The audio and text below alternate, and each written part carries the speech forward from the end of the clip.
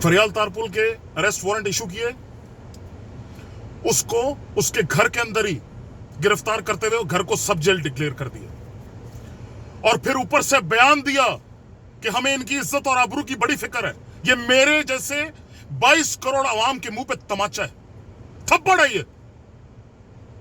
हम इन चोरों लुटेरों कि हमें इनकी इज्जत और आबरू की बड़ी फिक्र है, जो इस मुल्क की जेलें गरीबों से भरी हुई हैं, उनकी हमें फिक्र नहीं है।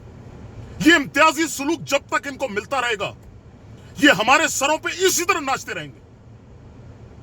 हरामखोर अवाम को बेवकूफ बना के वोट लेकर पार्लियामान में जाकर बैठते हैं, फिर दोनों हाथों से इस मुल्क को लूटते हैं, और जब इनको पकड़ने की कोशिश की जाती है, जेलों में डाला जाता है, इसमें से कहीं भाग ना जाए एहतसाब से, तो रोला डाल के कहते हैं कि प्रोटेक्शन ऑर्डर इशू करो। हमने पार्लियामान में आकर बकवास करनी है। ये इम्तियाजी सलूक है। ये एक नहीं, ये दो पाकिस्तान है।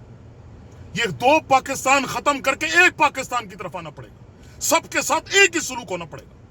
वो हमजा शहबाज कुक्कड़ जेल में गिरफ्तार होकर गया तो कहता मेरा वार्डरोब लेकर आओ, खाने लेकर आओ, खादिम लेकर आओ। क्या हर इंसान को यह सहूलत मुयस्सर है? नहीं है। ये जब तक इम्तियाजी सलूक खत्म नहीं होगा, ये मुल्क कभी भी आगे नहीं जाएगा, कभी भी इनका एहतसाब नहीं हो पाएगा।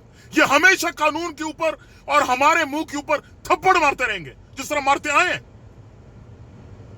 ये तो हम बेचारे सादे इन गिरफ्तारियों पे खुश हो रहे हैं, हालांकि अभी केस तो चल रहे हैं, सबूत तो पेश होने हैं।